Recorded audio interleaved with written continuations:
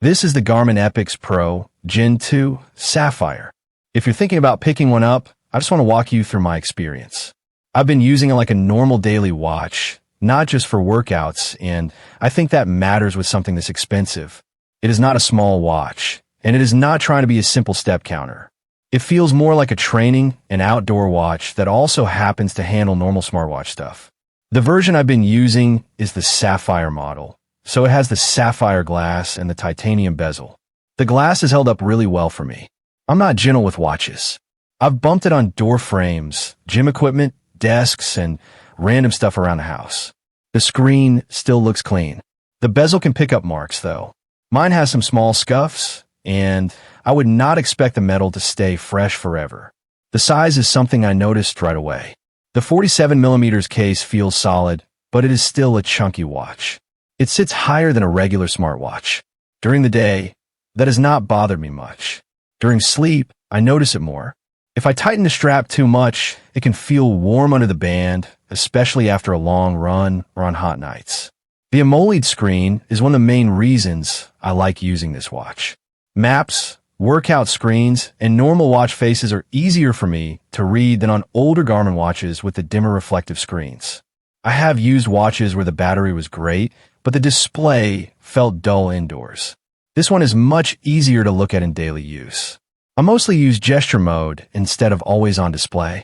With that setup, battery life has been very solid. I usually get well over a week, even with workouts mixed in. If I use GPS a lot, it drops faster, of course. If I turn on always on display, I have to charge it more often. That trade-off is pretty clear. Charging is not something I think about much. I usually plug it in while I'm showering or sitting at my desk. It charges fast enough that I don't feel like I'm planning my day around it. Compared to an Apple Watch or other lifestyle watches I've used, this is one of the biggest day-to-day differences. I'm not charging every night. Setup was pretty simple, but there's a lot inside this watch. The Garmin Connect app gets the basics going, then the watch itself has many settings buried in menus. I had to spend some time changing data screens, GPS modes, notifications, maps, and health settings. It was not hard, but it was not instant either. Once I got it set up, daily use became easy. I use the touchscreen when I'm scrolling through menus or moving around the map. I use the buttons during workouts. That mix works well. If my hands are sweaty, wet, or I'm wearing gloves, the buttons are more reliable than touch. The map experience is one of the stronger parts for me. I've used watches where maps felt slow or annoying to move around. On this watch, panning and zooming with the touchscreen feels much more natural. I still would not replace a phone for big route planning, but on a hike or a long run, it is very useful. The 32GB storage is also nice if you want offline maps and music. I don't fill the whole thing, but I like having maps available without needing my phone signal. That was one of my concerns before buying. I did not want a watch that felt useless once I got away from good reception. GPS accuracy has been good for me.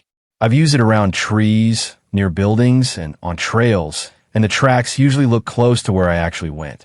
The Sat IQ mode is useful because I don't have to keep changing satellite settings all the time. It can use more accurate modes when needed and save power when it can.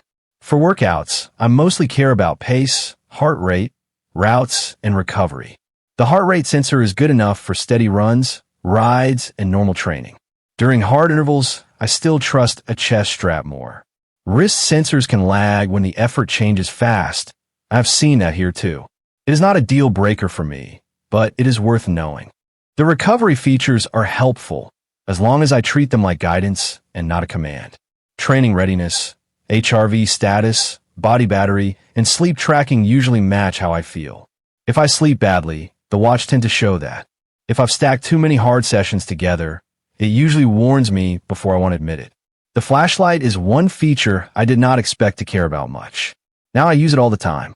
It is handy at night, walking around the house, finding something in a bag, or running before sunrise. It sounds small, but having a real light on the watch is much better than using the screen as a flashlight. Notifications work fine, but this is not the watch I would buy for calls and voice features. There is no built-in speaker or microphone. I cannot take phone calls from my wrist, and I cannot use a voice assistant directly on it. Coming from a smartwatch that does those things that might feel like a step back. For me, it was okay because I wanted battery life, maps, and training data more. One thing I keep an eye on is the buttons. Some Garmin users have had buttons feel sticky or soft over time, especially after saltwater. I rinse mine after sweaty workouts or open water use, and so far it has been okay. Still, it is a real concern I had before buying, and I would not ignore it. The software side is good, but I also try to be realistic. Garmin adds a lot of features across its watches, but older models do not always keep getting every new thing. This watch already does a lot, so I'm not unhappy with what it has. I just would not buy it assuming it will keep getting every feature from newer models. Compared to an Apple Watch, this feels less like a small phone on my wrist and more like a tool for training and outdoor use. Apple feels better for messages, calls, apps, and general smart features. This Garmin feels better for battery, maps, buttons, workouts, and not needing to charge constantly. Compared to older Garmin watches with MIP displays, this screen feels easier to live with indoors and better for maps. The trade-off is that AMOLED can use more battery, especially with always-on enabled. I think Garmin handled that pretty well here, but you still have to pick the settings that match how you use it. I think this watch makes the most sense for someone who runs, hikes, bikes, trains often, or spends time outdoors and wants strong battery life with maps on the wrist. It also makes sense if you like tracking recovery and workout load without paying for a separate subscription. I will not point everyone toward it. If you just want notifications, casual steps, sleep tracking, and phone calls from your wrist, there are cheaper and simpler choices.